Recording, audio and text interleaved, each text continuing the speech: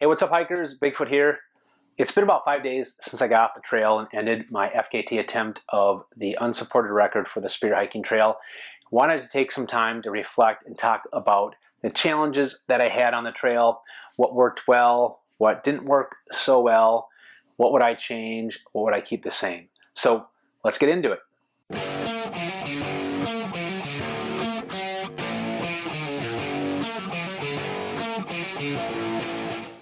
Well, before I get into the hike, I first just want to say a sincere thank you to all of you. Been tremendously supportive about my decision of having to get off the trail. It is so inspiring to read all of your comments and what you guys have said and the support and how you stand behind me. I don't know what else to say, but thank you. It really inspires me. So, challenges of the hike. Really have a lot of respect for those out there that have accomplished these types of feats. It was not easy. Although I wasn't able to finish and complete, I was able to stay at or above the record pace the entire time that I was out there while I was on the trail, and it took everything out of me to do that. So have a lot of respect out there for the folks that do these things, and like Mike Ward, the one that holds the unsupported record right now, ultra marathon runner, just a beast. So that was just incredible learning experience for me. Now, day one had its share of challenges for me.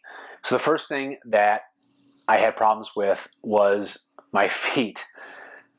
I bought a brand new pair of Ultras 3.0, the Lone Peaks, and I totally forgot to super glue the darn insoles to the bottom of the shoe.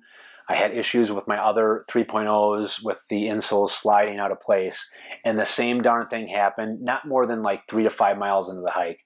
So day number one, I was battling this issue the entire first 35 miles of my hike, and created so much issue that I ended up getting a sizable blister on my left foot, right in the front forefoot. Really caused issues with me. It slowed me down a little bit and was just really uncomfortable and painful at times. Most mornings after day number one took me about a mile until I stopped limping, till I could kind of just numb the pain from walking on my left foot. I put some KD tape on both areas. I had hot spots on both feet, right in my middle of my front forefoot, and just was a big challenge and was really hurting after day number one. So that was the first challenge I had. One of my tips of advice is I would definitely not purchase an Ultra Lone Peak 3.0 at all. I heard the 3.5s don't have an issue, so I wouldn't waste your money on a 3.0. If you already have it or you already bought one, get a different insole, or you're going to have to super glue that insole down. But it will happen once you get moisture in there. I don't know how that got through or got past their quality assurance at Ultra. I got a bone to pick with them. Frustrates me, but definitely go with a model outside of 3.0. The other challenge I had was about 50 miles in the hike. I got extreme chafing underneath both of my armpits. So much that I actually had parts of my underarms look like they were black and blue. I didn't notice it till about 50 miles in.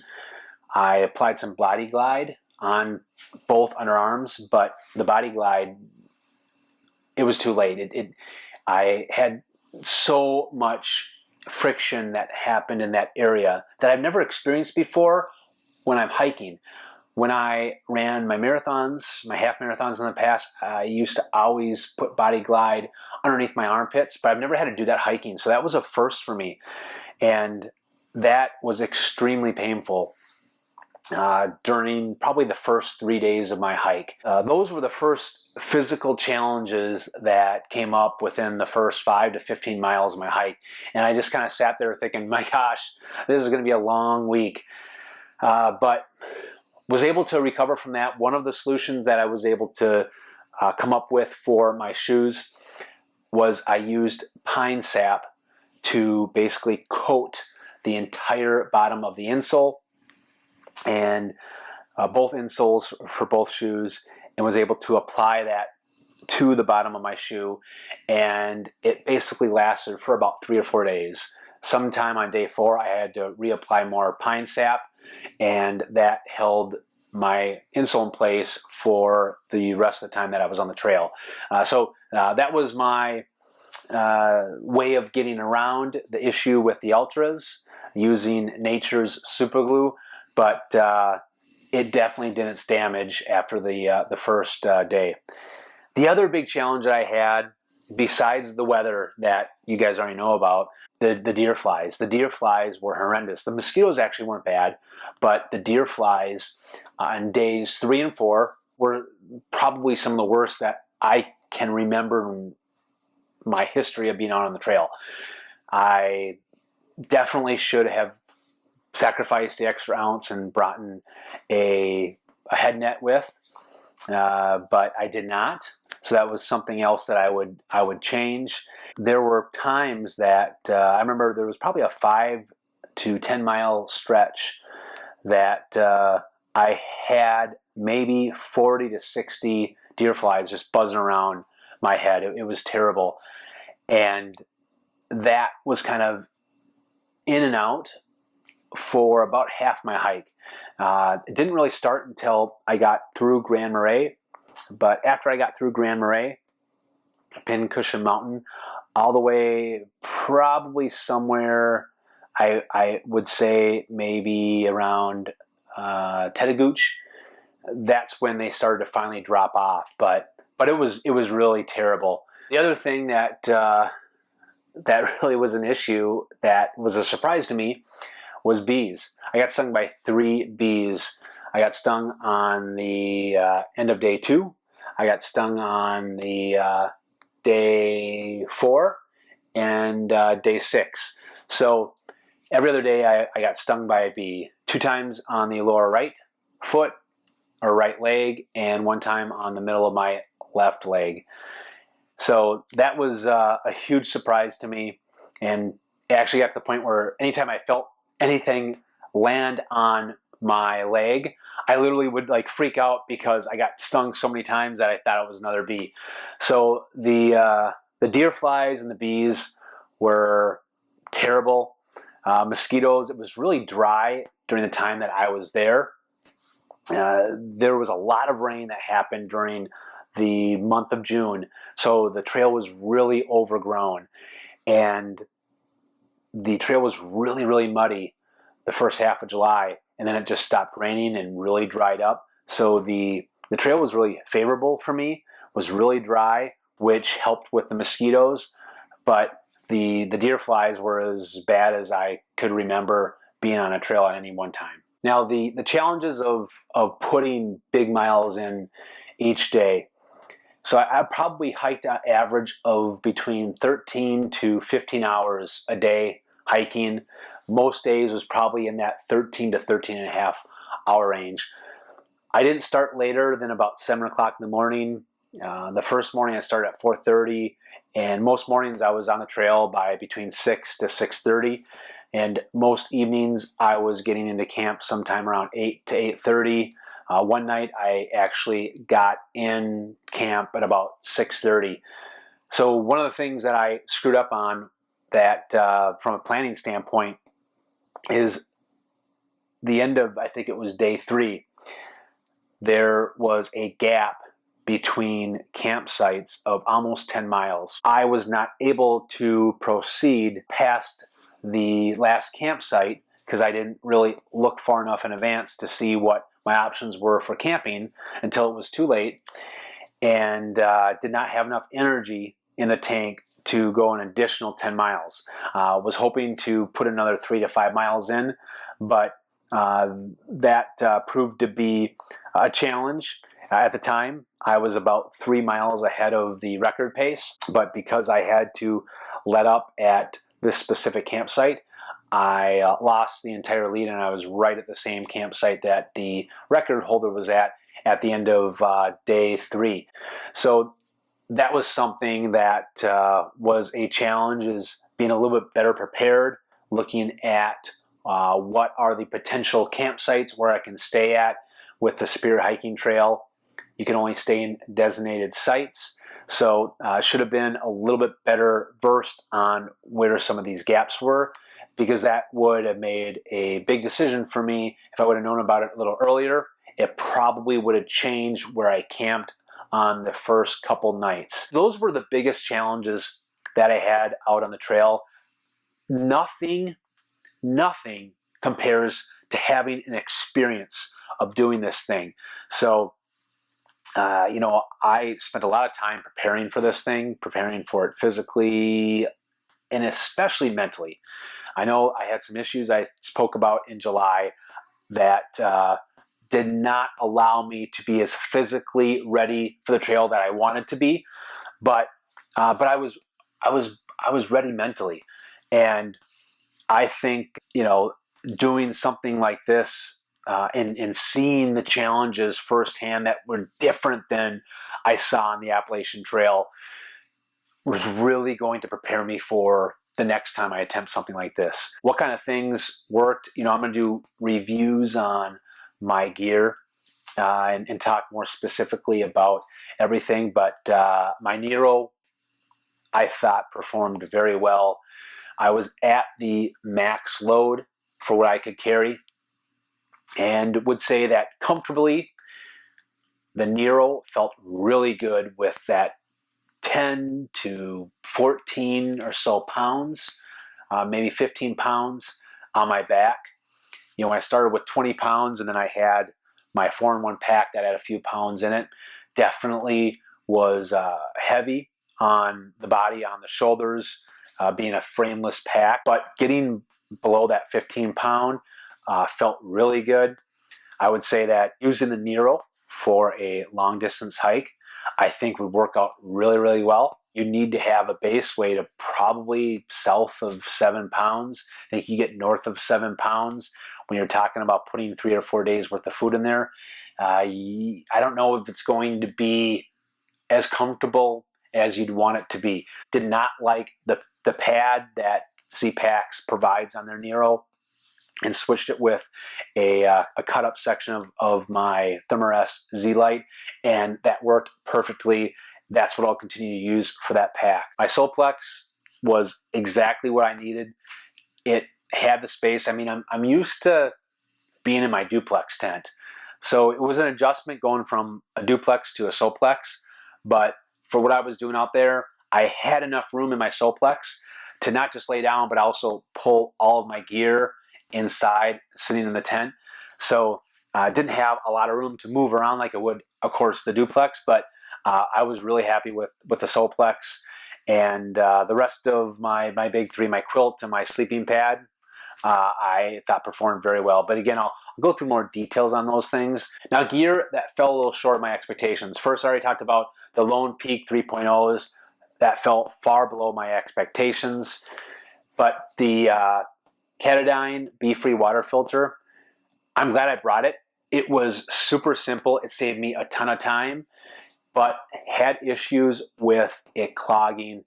I would say that after about day 4, the flow rate of the Katadyn water filter was very similar to the Sawyer. Now, would I take the Be-Free water filter from Katadyn, or would I take the Sawyer squeeze? I would still go with the Katadyn Be-Free water filter. Again, after 4 or 5 days, the flow rate was about the same as I would see on the Sawyer squeeze. Now, the Be-Free water filter, after it was getting clogged, I tried to do a better job with cleaning that water filter, which basically, to clean it, you're dipping your soft flask in the stream, screwing the filter on, and then you're shaking it to try to get the remnants out of that filter, and then you unscrew it and then kind of just wash it off in the stream. I would say that it got better after I would do that, but I was not able to get it to that same or even close to that flow rate that I saw on that filter when I first got it. So I want to take a closer look at that filter before I do a review on it to see if there are some better techniques on how to clean that filter a little bit better, and then report back to you guys. But again, I would still go over that Be Free over the Sawyer just because it was a lot simpler to be able to use on the go, and the flow rates were probably about the same once you got about, maybe 50, 60, 70 liters of filter water out of that Be Free. Now, a couple other pieces of gear that I forgot to mention. Really happy with how the BRS stove performed. It definitely exceeded my expectations. I kind of knew it would because I've had enough experience with that stove. The bot worked really, really well, and the Tachyon pants from Mottbell exceeded my expectations. Did a great job with keeping me warm when I needed to use them to keep me warm, and when I needed to use them to keep the mosquitoes and the bugs at bay, did a fantastic job. And it only weighs 1.8 ounces. So I was really happy. That's probably going to be a piece of gear that's going to be in my future hikes, but really happy with those 3 pieces of gear as well that met or exceeded my expectations. Well, what would I do differently for my next FKT? I'm going to attempt this thing again, probably going to do fall of 2018. And there are a few things that come to mind that I'm going to make adjustments on. I'm going to make adjustments, of course, on gear. Not going to talk a lot about this.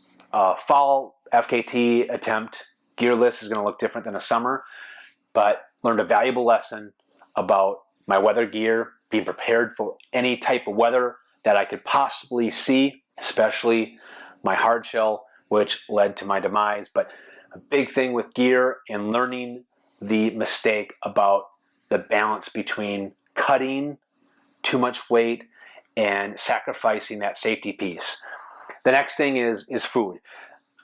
I know that doing something like this, I'm gonna have to bring some more food. The amount of food that I brought just wasn't enough for me to have that fuel to continue to push.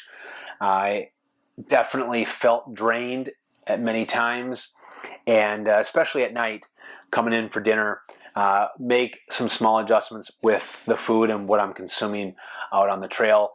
And then just being prepared more physically. I want to be in a little bit better physical condition. Doing something like this again, I want to be able to do and handle and withstand attempting 40-mile days. And I average about 34-mile days out there. Going from 34 to 40 miles is a big gap. And I want to be better physically prepared for that. I think mentally I know exactly what to prepare for. Now the experience of doing this, having an attempt of doing an FKT, that experience goes so far. I've never done anything like this before. I've done the Appalachian Trail. I had a short time frame, but if I needed to, I could get off the trail. If I had a bad day, I could take a 0. Whereas something like an FKT, you have a very, very small margin of error. And experiencing that, what I'm able to handle, what were my limits out there, what are my learnings, what am I feeling, what do I have to persevere through mentally, like all of those things, you can't prepare for it without actually living in that experience. So having the experience of doing something like this, just is going to pay huge dividends down the road.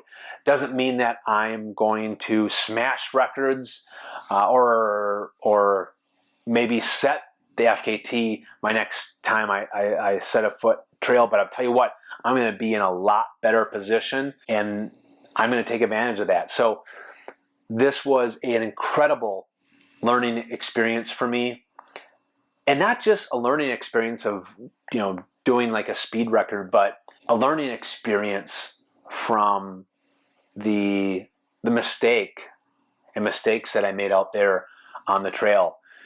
I think that I do a fair job preparing for things like this, but I'm still learning. I'm not perfect, but I'm lucky enough that I can learn from this experience. So I'll be back out there on the trail doing this again. It might not be until fall of 2018, but I had a blast. It was fun.